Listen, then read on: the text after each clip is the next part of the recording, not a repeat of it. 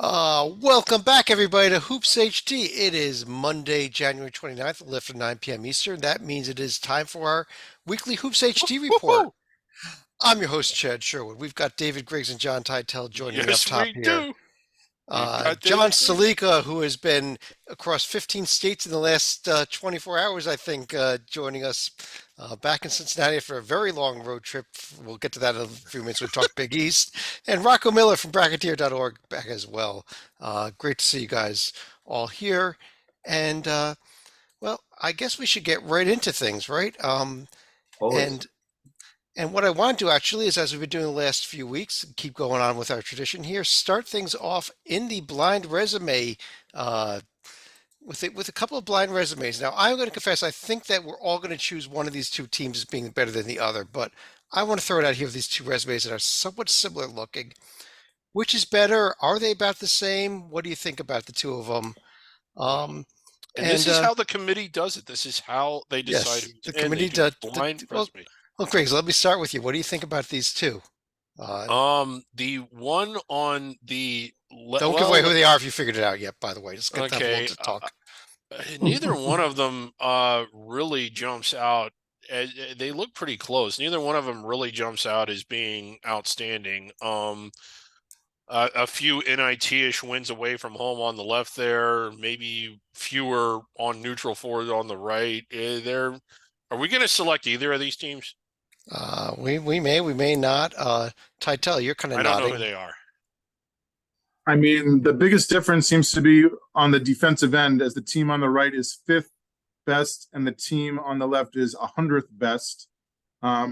Strength of schedule is about the same. J&G and a lot of the predictive metrics and the OAR catch my eye. So I'm going team on the right, and I'm saying it's not even close, although I'm sure it will be. You're saying it's not even close. Rocco, do you think these at least look a little bit close if you especially get beyond the metrics and look into the body of the wins and losses? Well, I think the team on the right still has 5 wins, Yeah. 90 inside the top 97, and a collection of 6 in tier two versus the 5 on the left, and then a much bigger cluster in the third tier, which is still somewhat meaningful.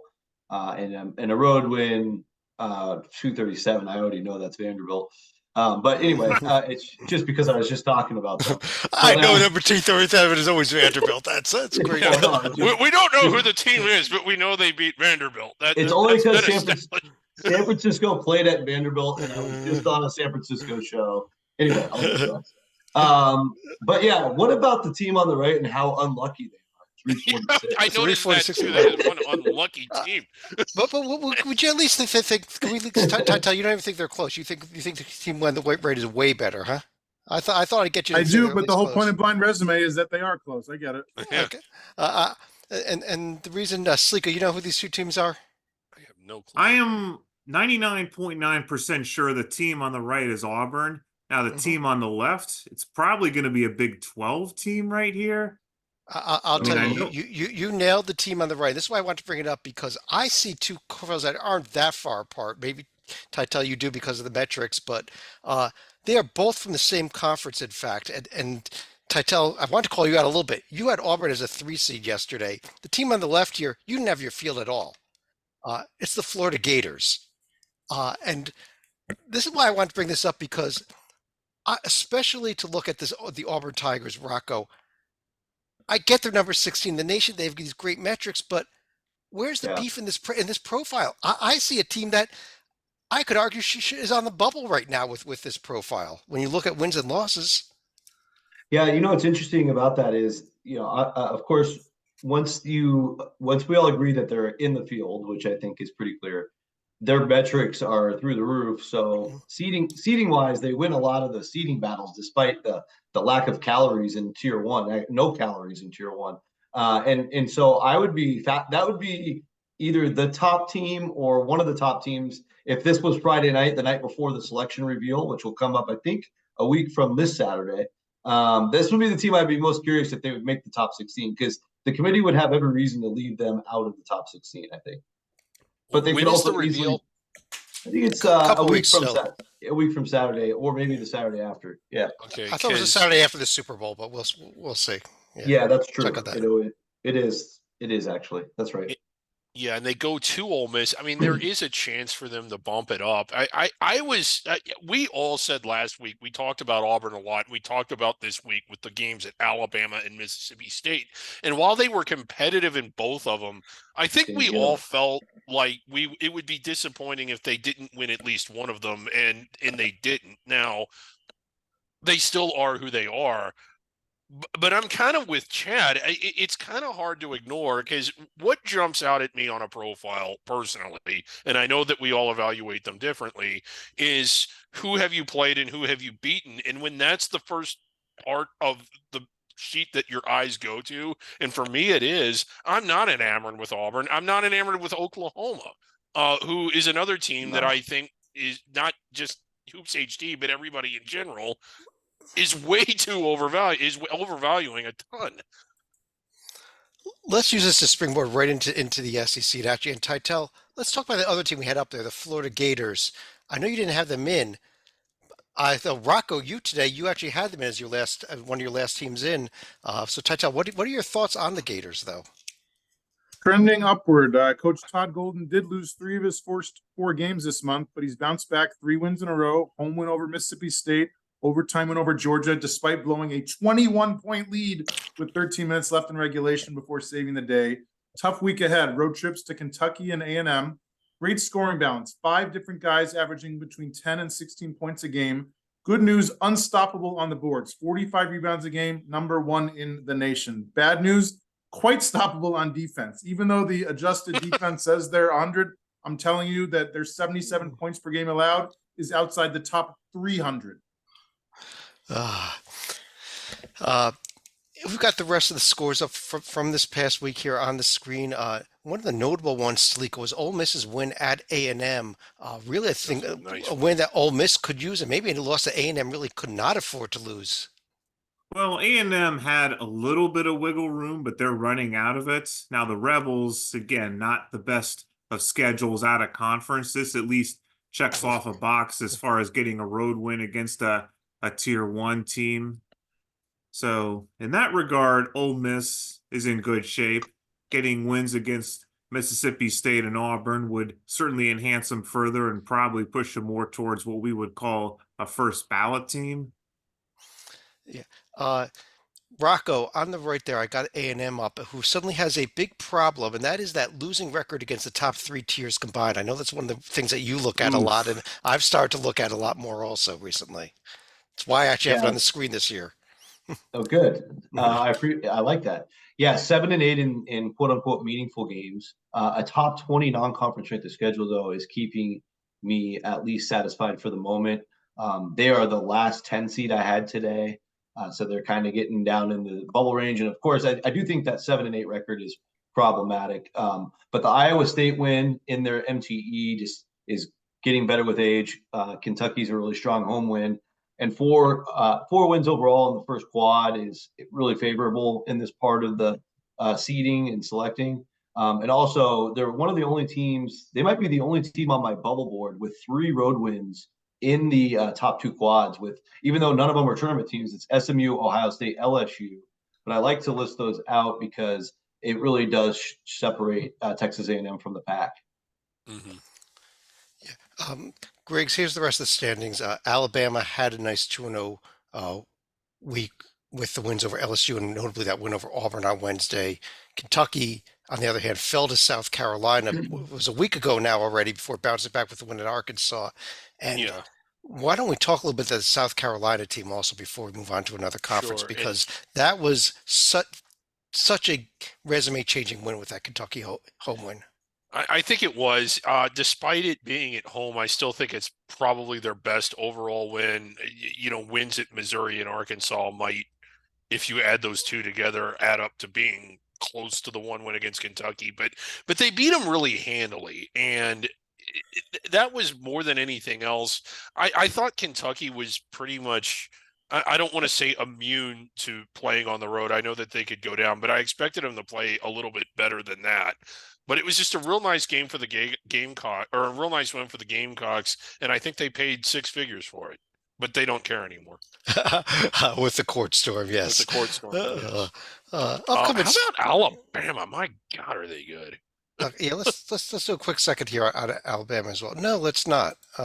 We've got a big problem. We just completely lost everything. Let's just go over here and see if we can't find Alabama. Uh, Okay, yeah. all right, here's Alabama. Go ahead. Sleek, any thoughts on Alabama? I think Alabama, we already saw what happened midweek against Auburn when there were a few shenanigans pregame that seemed to give them a bit of a psychological edge against the Tigers, and they follow that up with a fairly pedestrian win against LSU. So basically, to say they're holding serve. Now, you look at a game against Georgia coming up, that's going to be a little bit tricky for the Tide right now, and that's not a game that they've always won this year. Yeah, Yeah, they're interesting week not. for them with, and then Mississippi State at home to follow that up. Go ahead, Yeah, please. in Georgia playing a little bit better, that is a tough. That is kind of a tough road game, but I think they're good enough to win it. They're really playing well, 6-1 in conference, and when you go back to their profile, and first of all, I want to say that I think that they've improved as the year has gone on. Secondly, all but two of their losses were away from home against teams that we would all have as protected seats. So there's not really any shame in any of that. And I know that Chad's famous and he's right for saying that you don't get credit for close losses, but I do think that it's an indicator Well, that their record is more, indicative of how tough their out of conference Well, schedule was and how good they my currently my line is, and I'll break it out again, is that good teams don't lose close games. Good teams win those games. Yeah, But but if they've win, if you're 500 better than 500 in close games, that's good. But if you only win when you blow teams off the court, I start to worry about you as a team. yeah, Upcoming games this week, a couple other really big ones. South Carolina at Tennessee tomorrow night, along with Mississippi State, Ole Miss, the Egg Bowl. yeah. And Tennessee, Kentucky on Saturday is just absolutely huge, I think. Yeah, that's a big showcase game as far as protected seeds. I think this South Carolina Georgia game is a bubble-licious type of game, at least for And the me. Florida A&M game here also. Yeah, that Don't one forget. too. Yeah, And don't forget Florida, Kentucky before. There's a lot of good games actually in the SEC this week. yeah. But let's jump over to the conference that has the most top 10, top 25 teams of anybody by a The lot American, here. yeah. No, not the American, the Big 12. And Titel, let's start things off with the Kansas Jayhawks, who did it again, lost another game. And it's just, I get it was at Iowa State, which isn't easy to win at, but they lost another game. You say not easy to win at Hilton Magic. I say near impossible. I agree with you there, too. Won this year. They have lost 3 road games this month, all by 6 points or less. They should be able to beat OK State at home on Tuesday, and then Houston comes to Fog Allen Fieldhouse on Saturday for the huge game this weekend. No reason to panic. There's few teams in this country who have a better pair of non-conference wins than Tennessee and UConn. Hunter Dickinson and Kevin McCullough leading the way, combining for 39 points, 18 boards, 7 assists a game. They also got the reigning conference defensive player of the year, DeJuan Harris Jr. He's the main reason this team leads the nation in assists, 21 a game. And some props to Bill Self, 800 career win earlier this month. The Hall of Famer, the national champion, he just keeps rolling and rolling on. Rocco, he says that's a great pair of wins, Tennessee and UConn. Iowa State now is a great pair of wins too, also, don't they? Houston and Kansas. Yeah, those are excellent wins.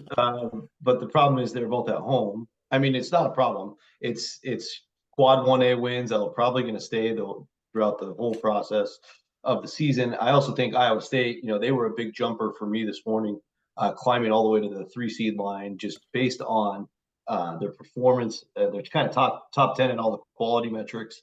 And, I don't like their non-conference strength of schedule, but at a certain point, once you've beaten teams as good as Kansas and Houston, luckily for the Cyclones, that starts to matter less, and they're obviously performing now. I think at some point they want to stay in that 3 to 4 seed range. They are going to have to pick up some road wins, and they're a little light still on that side. How about starting this week at Baylor, at Texas? That's their week. Split, at least split. Yes, it's probably too much to ask to beat both, but get one of them, and that's pretty good. Salika, another team here. Look, they are now in first place, in sole possession of first place of this conference. The Texas Tech Red Raiders went from just about 3 weeks ago being just outside the bubble, I think, on one of our first bracket rundown shows, to number 15 in the nation and towing a protected seat suddenly. Well, this is team, we've asked them to win a few games on the road. How about Oklahoma and Texas? I mean, granted, the Sooners have been nosediving, but Texas Tech is going to be one of the reasons why that's taking place. And winning at Texas, probably not much of a surprise this year. But if they can somehow finagle another win against TCU on the road, then we probably are talking protected seed for the Red Raiders. And we're probably going to have more appearances from Chad on Raiderland again. Yeah. Yeah. I do have a Griggs, question. I brought up Oklahoma the right because I know you wanted to just address them, but go ahead. Well, Go I'm question just first. not. I just the win at Cincinnati's decent, and that is the only thing they've done against anybody that's even within 1,000 miles of the bubble away from home. Iowa State, as good as they are, is not the best road team. I don't want to say that it's a worthless win, but I just don't get how people are ranking this team where they were, like, or at all. Like, why are they even in the top 25? They were ranked 11th on Saturday, is recently until the last poll came out. And I was just never understanding why. And you might not remember this, Chad, but wasn't there a show where we talked about this? Was weeks ago. What is it with Oklahoma that impresses everyone? Well, and let me throw it out there. Titel, what about you? I mean, back-to-back home losses in this week that, I get they against Texas and Texas Tech, but they're both at home. Shouldn't you split those games at least? You should, Chad, but as you said, the Big 12 is the best conference in the country. Your cat behind you seems to agree with that. And I mean, like, there's no shame in losing to these great teams. I mean, I know you can't go like 6 games under 500 in this conference, but I assume that as long as you can break even, which it looks like I think they're going to do, they should be fine. Be fine in the sense that they're inside the bubble. I'm not arguing that they don't belong in the field at all. I'm arguing that to rank them 11th means you need your house checked for lead. Well, they were 11th before they lost their back-to-back home games, Griggs. Now they're 23rd. So, Okay. Rocco, TCU won an amazing game in triple overtime over Baylor this weekend. How about the Horned Frogs, who suddenly have more than just "we beat Houston at home" on their resume? Yeah, I mean, it was massive from my perspective. On Friday, I mean, typically once the season matures, this would be impossible since we're still in January, and it is the Big 12, as you guys keep saying. It was possible. TCU is glaringly missing impactful road win. Not only did they get one, they got a really hard one in Baylor, and of course their performance stuff has been good throughout the year. And now they have 2 wins to go along with the home Houston win in that top 1A tier. And at that point, I think it's pretty clear TCU belongs in. I didn't even have them in on Friday, and they jumped all the way to past a ton of teams today to become on the 7 line, which was pretty remarkable. Usually, we never have that kind of drastic swing, but they were the perfect storm there. One other thing I wanted to say about the Frogs, they got there due to a crazy triple overtime classic in Waco, one of the most thrilling games of the entire weekend. And in Frog history, Emmanuel Miller not only is the reigning Big 12 Player of the Week for his incredible work in both their games last week, but he also made history by logging 53 minutes, which was the most for any Horned Frog in over 27 years, and led the team in scoring on top of that. Wow, that's a remarkable stat there. 53 minutes. It was a classic, Rocco. You're absolutely right about that. And I can tell you some people that really enjoyed it were the 3 referees because they kept going over to the monitors to Watch it rewatch again. I think it was a again over and over and over. hour. Yeah, It three and was a half hour game. Yeah. It took over 3 hours to play, and they had to have spent at least, and this is not hyperbole, at least 30 minutes at the monitor. Real quick, Texas had an interesting week as well with a beginning with the win, but then following up with the road loss at BYU. They are playing, as we record this, at home against Houston as well. Stalika, are you on board with this Texas team now? They're kind of up and down. And again, this is another team with a losing record against the top 3 quadrants that we like to mention there. Well, I mean, I can't disqualify them alone just because they're below 500 against the top 3 tiers, because I'm not really liking some of the other alternatives yet when you're talking about teams like Wake Forest, the 2 Virginias, and we can go on from there. But by the same token, given what Texas has done on the road, I have to give them a bit of an edge as far as at least cracking the 10 or 11 line for now. Yeah, and we'll see what happens with this game that they're playing right now at home against Houston. But Great as atmosphere. always, with every week in this conference, you can just highlight every single game and really, really highlight Saturday, Houston at Kansas. This should be one of the for a great conference. This should be one of the great games of the year, at least on paper. At least I Yes. think this week. And you see a lot of weak non-conference strength of schedules in this conference, but not with those two. They've been tested. Let's jump over to the ACC right now, and I think I want to start things off with this Duke Clemson game that we had on Saturday. We'll get to Carolina as well in a moment here, but Duke Clemson. Griggs, you thought it was a controversial ending. I thought there was a foul on the final play. You didn't think there was, but Duke does win with 2 free throws with about a second left in the game. Right. I thought that there was contact, but I thought there was more. I thought it was mostly with the ball and enough with the ball that like it shouldn't have been a foul. Okay, but isn't the definition of a foul contact with the arm? And if you hit the ball and the arm, is that not both? Is that not a foul? I thought that if you hit the ball, like the arm with the ball, no. But I don't know. If your arm simultaneously touches the ball but hits the other guy's arm as well, I'm pretty certain that falls in the definition of a foul, Griggs. Well, apparently. And I'm not a Duke fan. I'm not sitting here saying I mean, if you're not for Clemson, then sure. But I think it was Potter Stewart who once said, "I know it when I see it." Yeah. I thought it was a good defensive play, but it wasn't outrageous that they called the foul either. And when I went back and looked at it again, I'm like, had they not whistled it, as many people that are complaining that it wasn't a foul would be saying that it should have been. So I don't have a big problem with it. It was a heartbreaking loss for Duke, and I think that it was the latest, or for Clemson, excuse me. It would have been a massive road win for their profile. It would have been a feel-good moment for their program.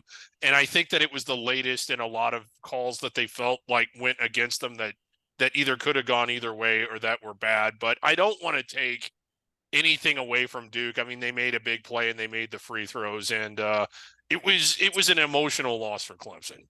It really, and I get that.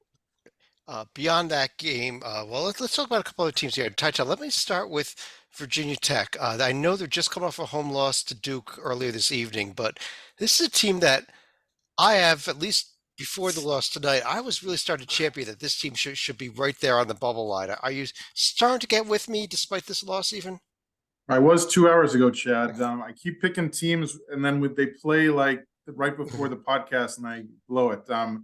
This team started conference play 2-4, then they won 3 in a row to improve to 13-7, and then hung around with Duke for most of the game before losing by 10, thanks to the Blue Devils' 38-20 rebound advantage on the road, I might add. They head to Miami on Saturday for a winnable but tough game. The non-conference win over Iowa State the day after Thanksgiving is aging very well. The free throw shooting is held. 80.3% is number 2 in the nation, thanks to the 3-headed scoring monster of Hunter Couture, Lynn Kidd, and Sean Padula, each scoring 13 to 16 a game. I just wish they had a little more defense. 5 steals per game is pathetic. Yeah, but let's keep an eye on them. I mean, a winnable pair of road games this week at Miami and at Notre Dame. They go 2-0. Maybe we could start talking to them again in a week. If they go 2-0, yeah, I think so. Rocco, a team that I think we're all starting to talk against finally is Virginia now on a 4-game winning streak. Yeah, I mean, Virginia is an interesting one. I actually got to see them about 10 days ago in the Commonwealth Cup against that Virginia Tech team, and they stymied them at home. Virginia is still perfect at home. Really difficult place to play. I think it's the nation's longest home winning streak at the moment. But I think the Cavs' problem, at least at that juncture, was road wins. I know Louisville isn't much of a road win, but they did go down to Georgia Tech and win a week before that. So they still got a lot more to prove on the road. It was very, very difficult, but they didn't have a horrible non-conference schedule. And their win over Florida is actually helping them a little bit right now, just based on Florida making a little bit of a bounce back. So I do have them as my very last team in the field today. Don't feel great about it. There's several reasons to leave them out. There's just several other teams right now on the bubble with horrible schedules that I feel even worse about. And Virginia overall, when you watch them the last couple of weeks, they're starting to bounce back as a team, playing terrific defense, sixth best defense in the country, and that's a staple of the program. So if they're clicking on that level on that side of the ball, I feel good about putting them in. As far as the rest of the conference goes, Stalika, the other notable game I think was that North Carolina win at Florida State. They got a challenge, but Tar Heels are now 9-0 in the ACC and on a 10-game winning streak. So good. They're 9-0, and that was a game that Florida State probably could have used because they're creeping closer to the bubble themselves. But I guess for every 2 steps they take forward, they're going to take 1 step back, and that's going to be a missed opportunity for the Noles. Yeah, and so that the Florida kind of State thing had been playing better. I mean, North Carolina, that was a good win because they had been playing better, and I think they came in 6-1, and they'd been playing well at home. Now, it's the type of win that you would expect a 1 seed to be able to win, but it wasn't like they beat Louisville. Florida State had really been playing well. Here's the upcoming schedule. We noted that Virginia Clemson game coming up Saturday. That is a big one, and of course, also on Saturday, Griggs. Notre Dame and Pitt. Notre Dame. Oh, yeah, Notre Dame and Pitt. And Notre Dame and Duke Pitt. in North Duke Carolina. and North Carolina, 8 And miles apart, 8 and miles have met in the NCAA. They have never met in the NCAA, except that they Sweet 16. have. Yeah. Well, they've never met in an NCAA regional or sub-region Championship game. or championship game. Stalika, let's talk a little Big East and talk about your road trip because I kind of felt bad for you driving across 4 states to go see Xavier play at UConn because the team did not go with you. Really need Well, to be fair, it was 5 states because I had to divert a little further south because of weather on the way back. Of course, I also did not know that the match would be changed from a basketball game to a Singapore cane match without the anesthetic. And yes, and I suppose if I were in Titel's shoes, I'd be looking to foot my hotel bill for March when Xavier visits Georgetown. I know our good friend. We know Zach was trying to take up a GoFundMe page for your gas bill for that game. He felt so bad for you.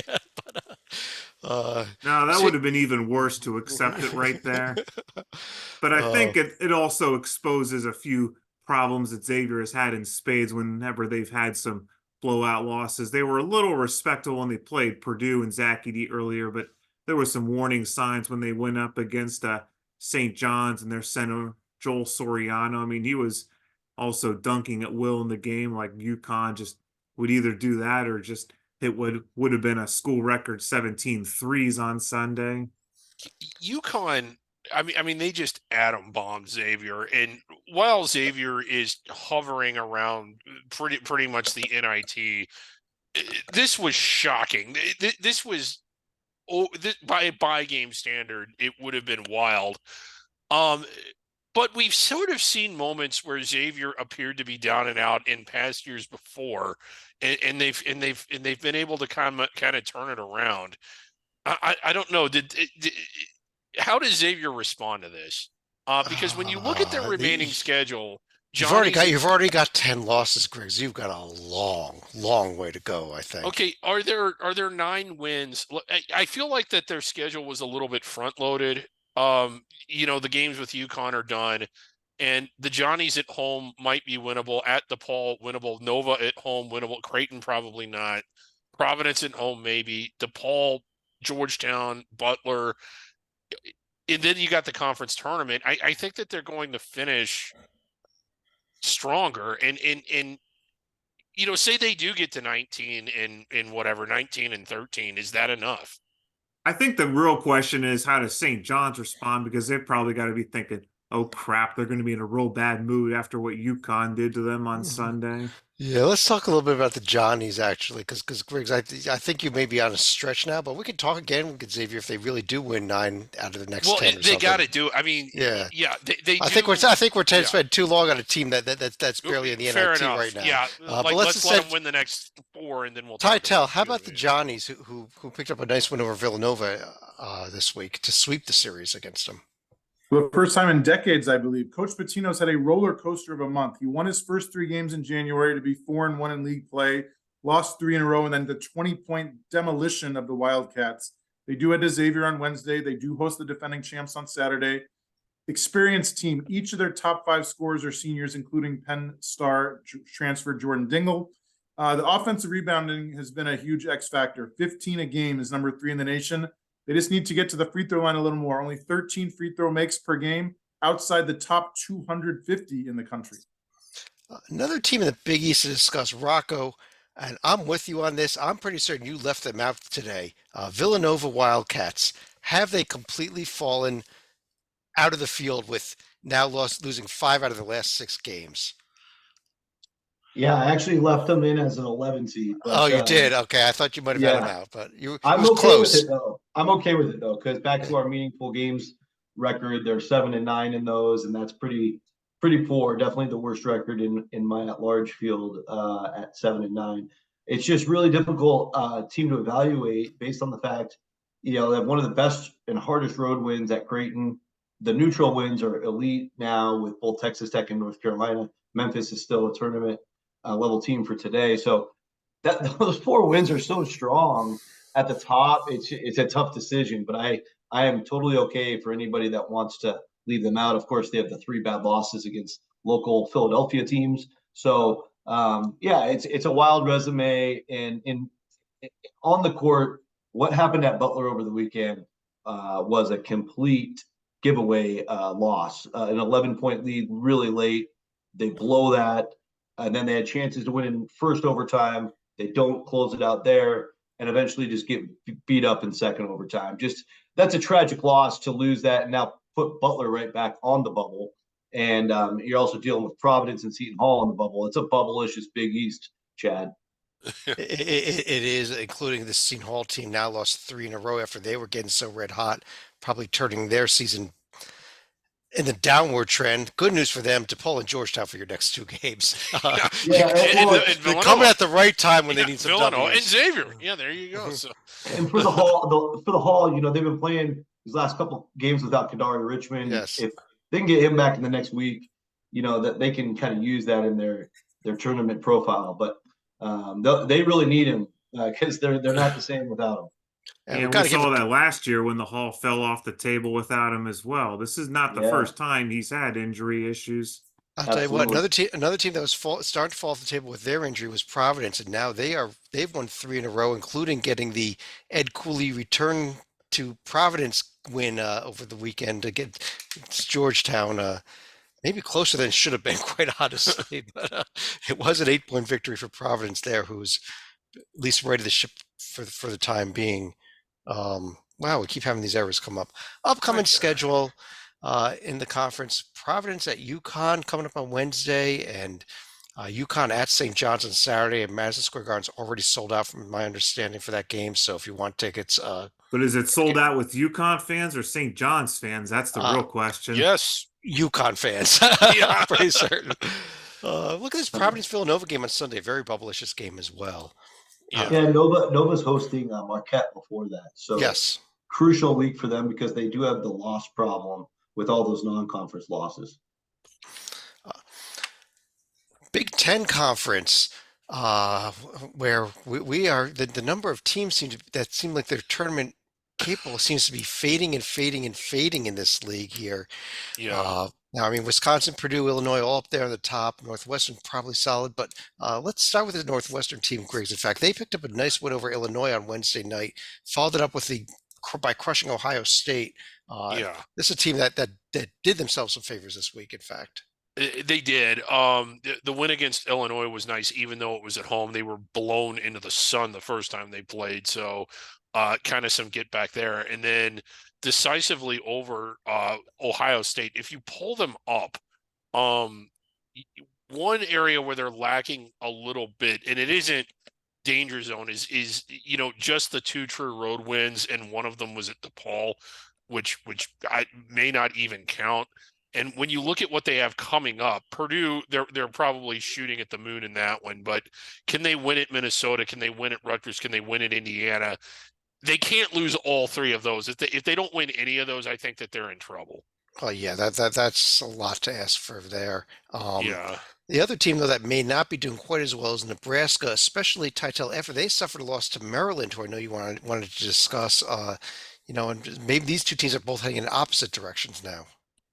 They are. I had kind of given up on the Terps. They started conference play 3-5, but road win at Iowa and 22-point destruction of Nebraska to be 13-8. They get the rest of this week off. Then they head to Michigan State on Saturday. They've been doing it with defense. 63 points a game allowed, number 12 in the country. 43% allowed inside the arc, number 7 in the country. Kind of a two-man show. Senior point guard Jameer Young scoring 20 a game. Junior power forward Julian Reese averaging a double-double. But not a lot of help on offense besides that. The team is shooting 42% from the field.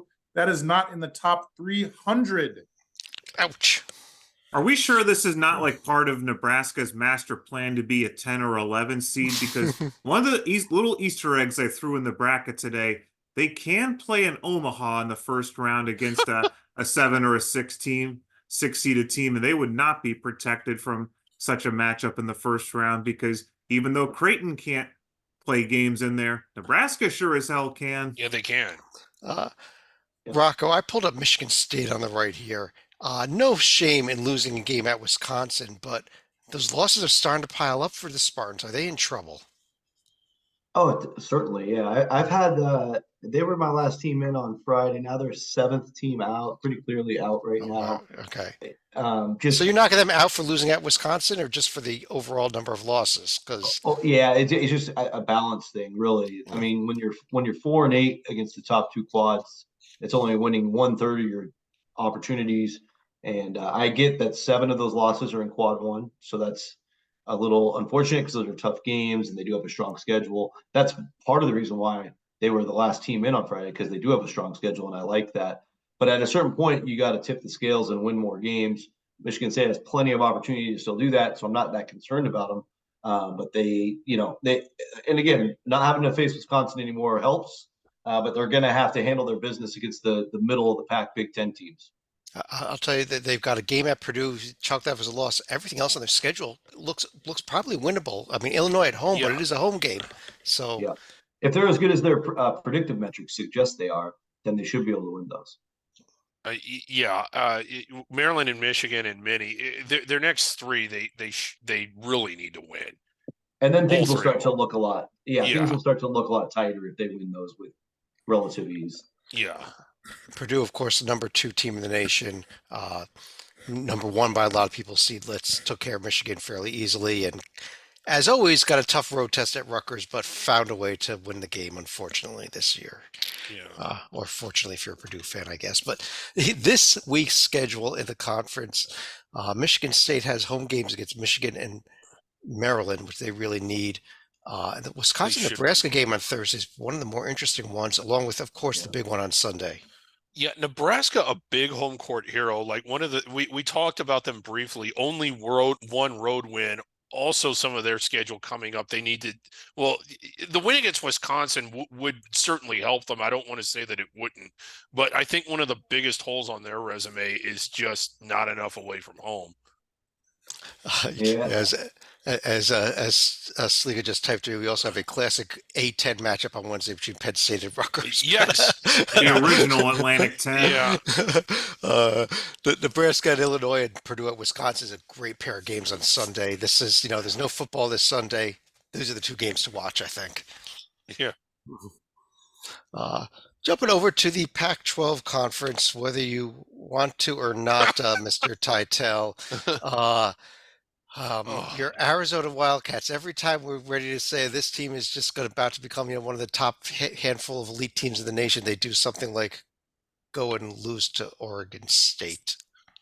Is there anyone in the country who plays up or down to the level of their opponents more than my Wildcats? They lost at Oregon State on the 3 at the buzzer on Thursday, then beat the Ducks on Saturday. They led from start to finish in Eugene. Caleb Love going off for a career-high 36, including 5 threes. They host the Bay Area schools this week, and they get the revenge game with a Stanford squad that scored 100 against them on New Year's Eve. One of my favorite stats about Coach Tommy Lloyd, he's never had a losing streak. He's lost 16 games, and his teams are now 16-0 following a loss. Unbelievable. Dorman thinks these guys are good enough to go far in March. I say, look at the defense, 73 points per game allowed, not even top 200 in the nation.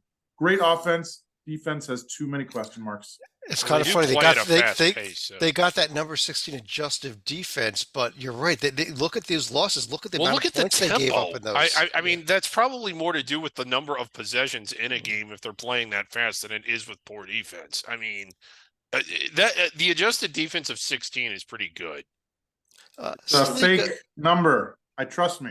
Salika, talk about teams with a bad week. Let's start with Utah. 0-2 week at the Washington road trip. This team is suddenly treading more towards the bubble than they were a protected seat a few weeks ago, aren't they? I feel like we're saying bad week for the Utes every time they're not at the Huntsman Center. And yeah, I was going to say losing at Washington State is one thing, but losing to Washington, who's been more down of late, that's not going to help their cause right there.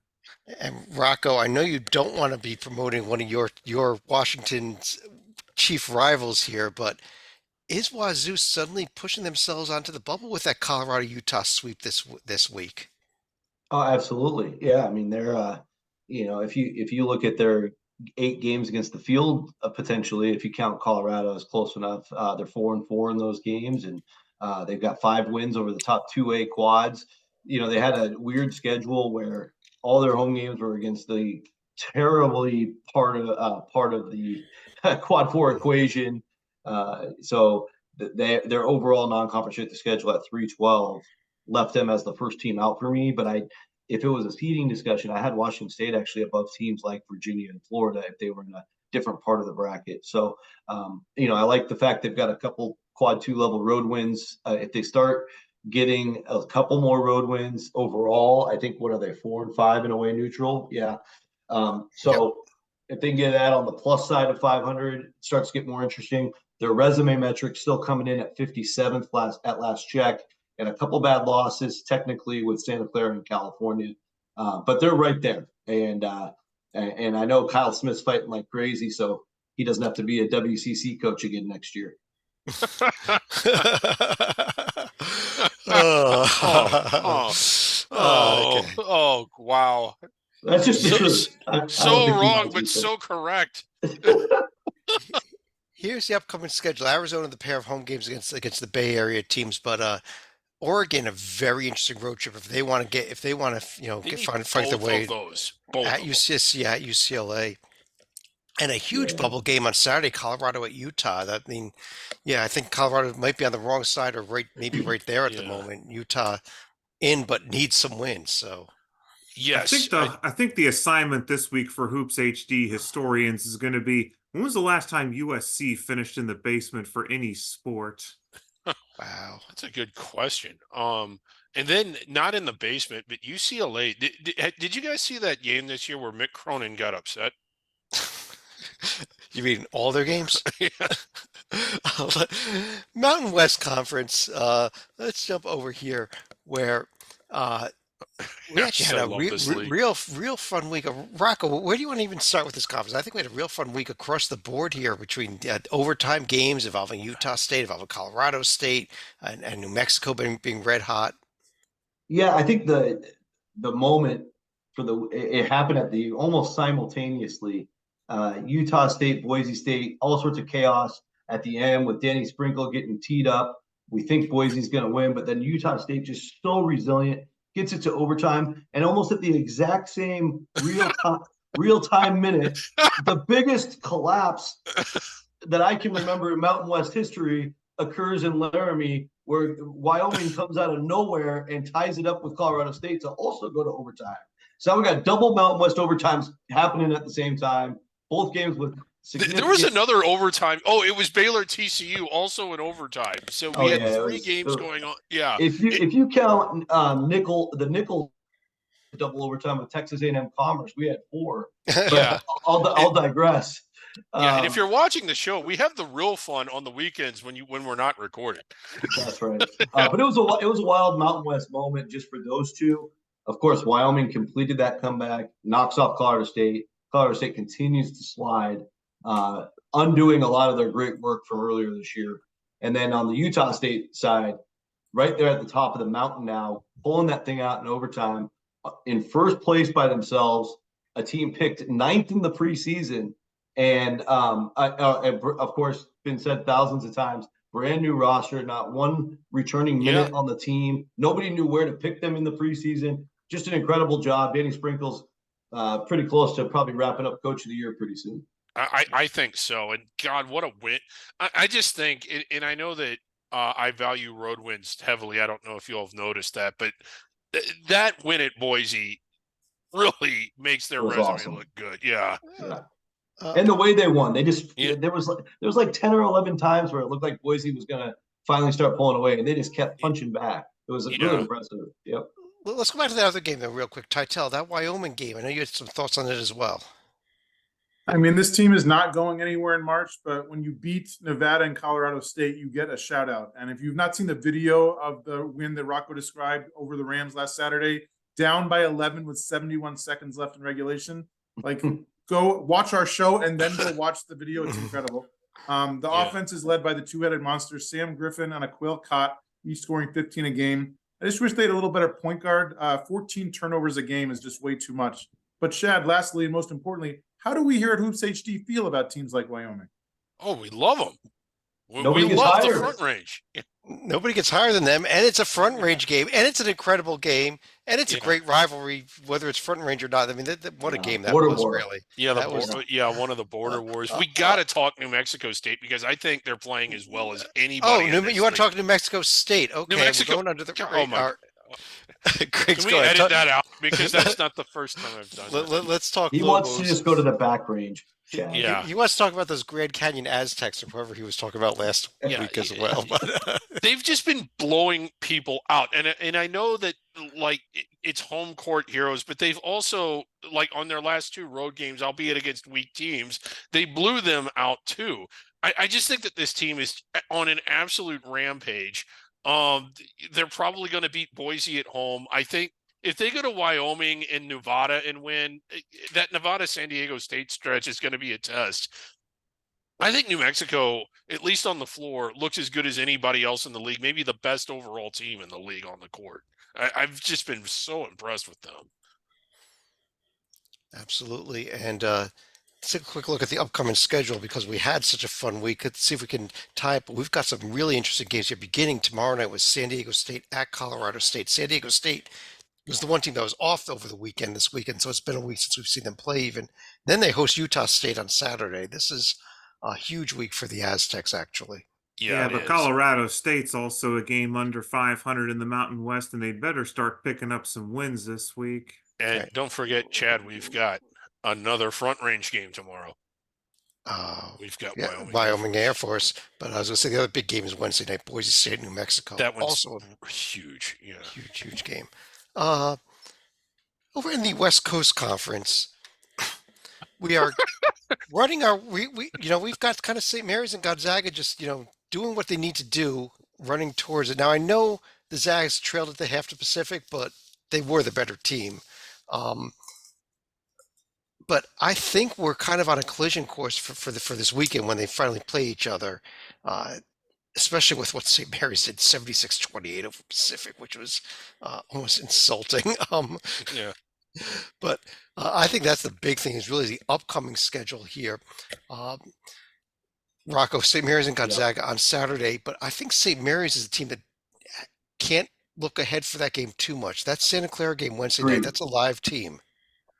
Yeah, and I think the logistics of what the WCC did this week is interesting. Just to get these two games on national TV. So first of all, Gonzaga plays Loyola Marymount on a Tuesday just to get them on ESPN.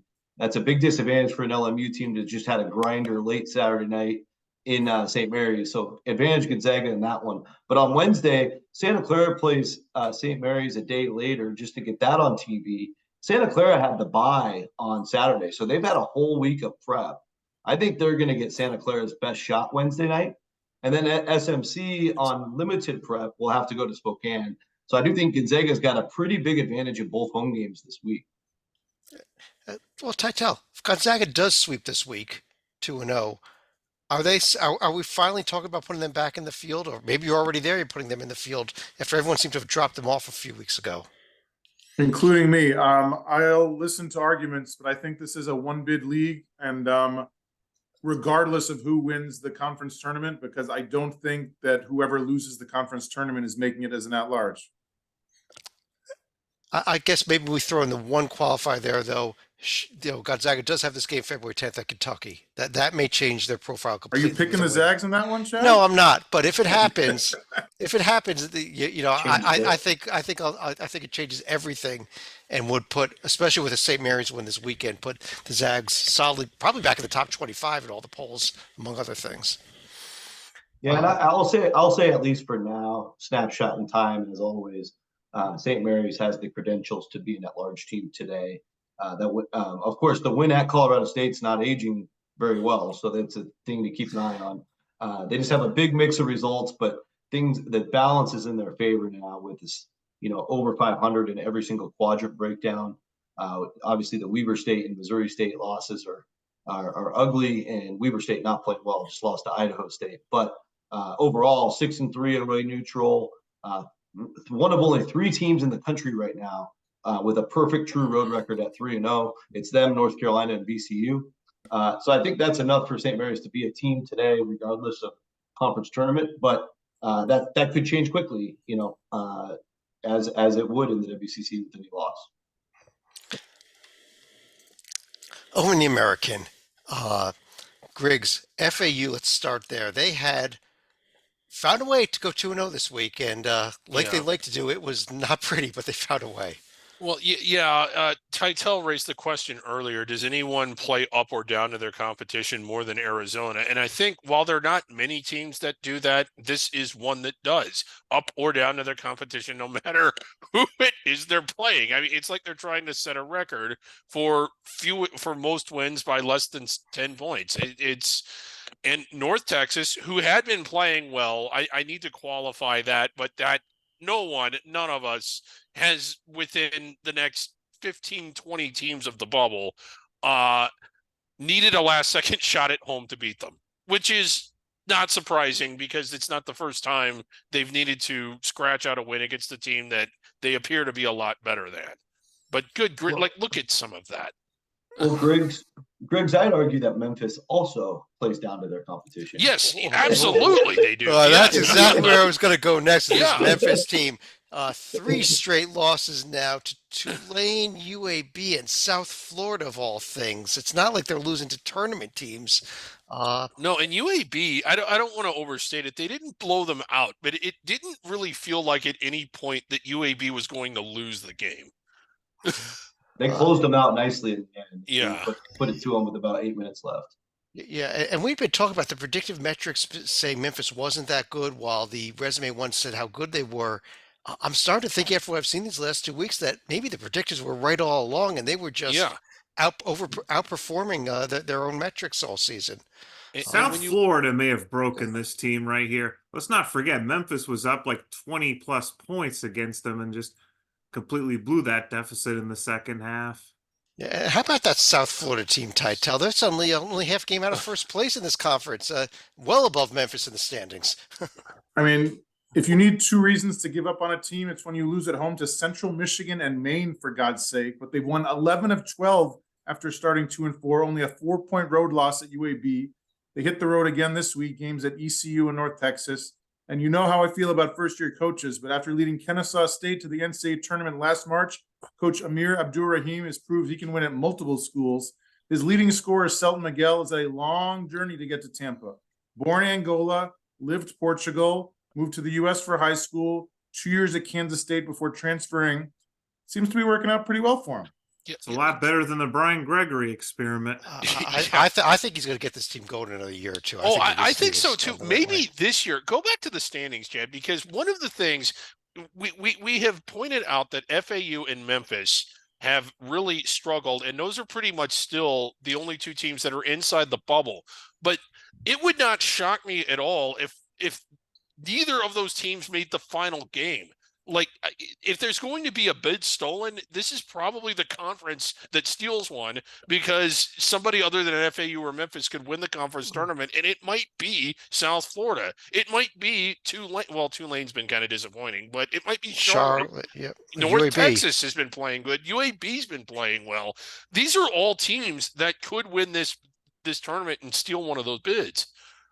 And this is going to be one of the ones that makes all the bracketologists annoyed because it is the 3:30 Sunday game as well, Yeah. which Oh, means we'll be everyone's going to doing need a a contingency. contingency bracket. Yeah. We have our mock committee. I'm telling you now, we're going to have to build two. Actually, The only way but- we're not getting contingency brackets is if FAU and Memphis meet in the championship game, and that's seeming less and less likely. I'll tell, Yeah, I'll tell you yeah. another way. If you end up with something like a Charlotte versus South Florida in the championship game, you can just slot the winner into a 13 seed and move on too. So Yeah. So there you go. Well, the fascinating thing about this league that I think a lot of people fail to realize is the scheduling model that the league decided to move forward with. It's the only league of its kind where the projected 7 bottom teams are all playing each other twice for the most part, give or take a couple nuances. And the projected top 7 teams are playing each other twice. So Charlotte and South Florida's path to a conference championship is far, far easier than anybody projected in the top 7, including FAU, Memphis, SMU, North Texas, and the like. Very important to keep in mind because I think as the conference season plays out, the teams like Charlotte and South Florida who are playing great basketball right now have a great path to stay at the top of the league. Now, is it? I know we've got the conference tournament tabs, but off the top of your head, is it 12 or 14 that make this one? all 14. All 14. Okay. Yeah, with an there is an opening round, a pair of opening round games. There's the pair of home games for Memphis, a home game also for Florida Atlantic, but maybe the more interesting games this week might be the UAB North Texas and the South Florida North Texas games this week, even though those are not involving teams that are projected inside the field right now. Yeah. And South Florida's got 2 road games this week. It's a big week for them. At East Carolina, at North Texas, yep. Yeah. Also, SMU still with some good metrics, although, tough loss to North Texas last week. Yeah, But I so think check out if you have a second, check out SMU. It's crazy if you look at their wins Yeah, and their losses. resume is fascinating, and Well, I don't think their it's good enough losses- to get them selected. But go ahead, Rocco. Yeah. All their losses besides the A&M game were 8 or less. In fact, the other 5 were 5 or less. And every single one of their wins, I believe, are by double digits. Just confirming that is correct. Now, they've never won a single digit game all year. All 13 of their wins are by double digits. It's crazy, and that's the kind of team I think Chad you were talking about earlier. that good drives teams, you good teams don't lose close games. nuts. This is the perfect team for you. Yeah, I'm not on the SMU bandwagon. That's a Title NIT title game rematch from last year we got coming up this week, right? You highlighted UAB North Texas. I Yeah, wish yeah. that we'd seen them play last year again because it was such a great. They were so amazing last year. They've lost a lot of talent, but still a solid game. One last conference to hit, and Oh boy. Mr. Sleeka, I'm not even going to play the music for them tonight because, well, heck, maybe we will. But Dayton went to Richmond, and things did not go great for them. Well, this was the test we thought could potentially trip the Flyers right up, and I guess as they said during Top Gun and Benny Benjamin, crash and burn for a night. But now the Spiders, well, they'll get the 1-game lead for now against Dayton in the standings. Did you all watch this game? It was. Heck yeah. Yeah. Okay. Like. No, I was just traveling wondering- through 5 well, states to watch my team get their ass kicked. Yeah. Stalika Yeah, the missed it. Singapore cane match. Yeah.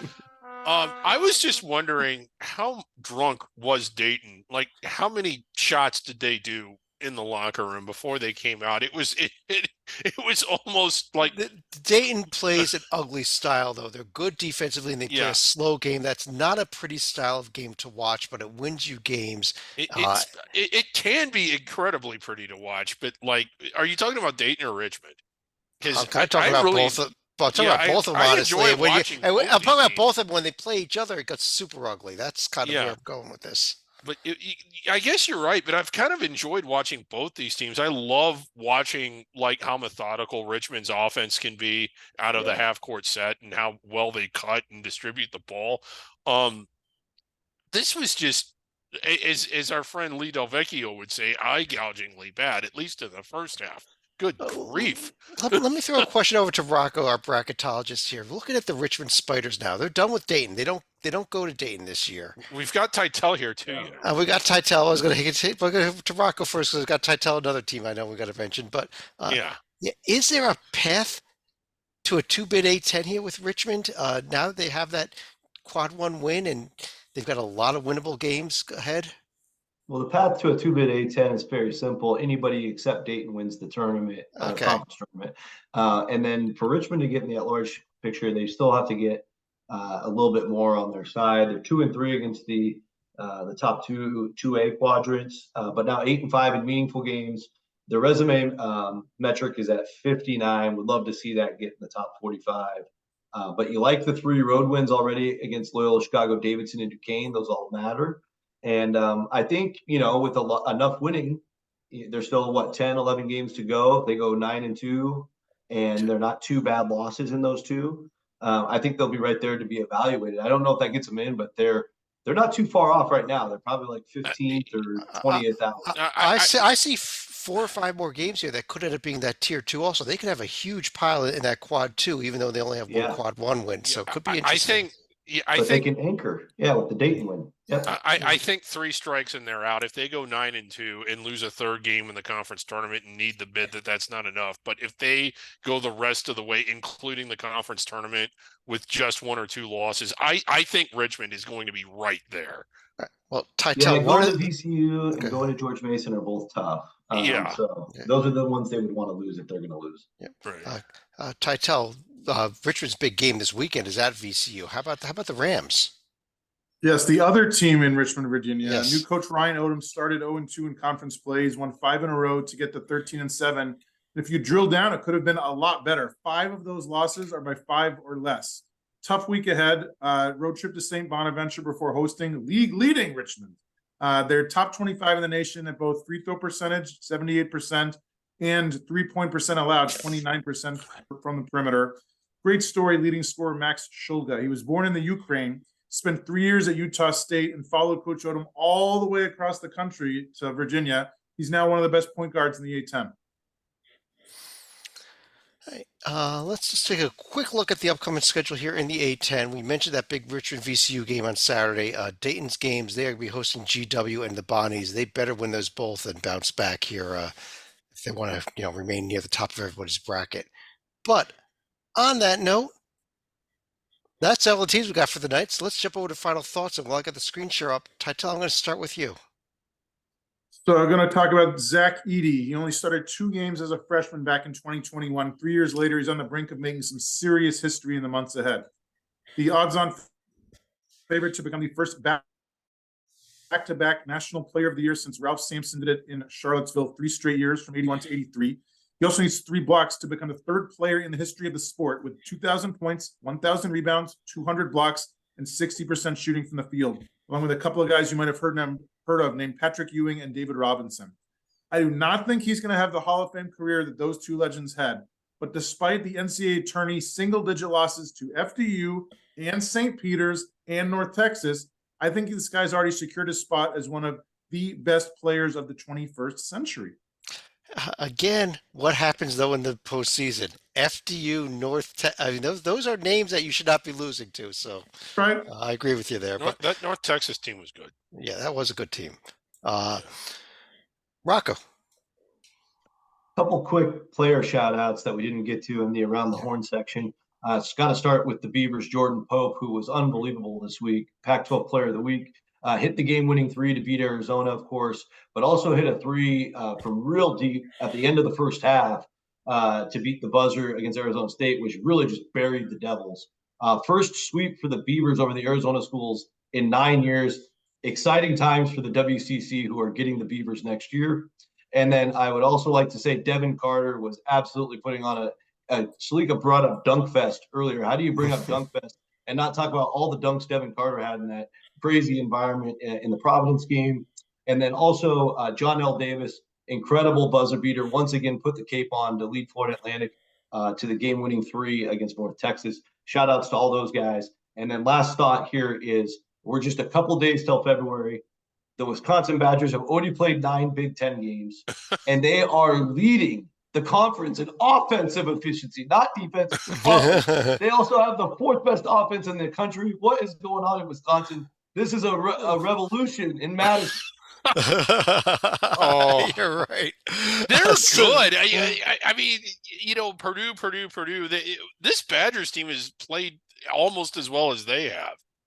They're on Absolutely, fire. they have. Stalika, Bed. That is my final thought. Next. Stalika's going on to bed, and he's going out of here. And Greg, do you want to finish the show off? Yeah, one real quick thing first.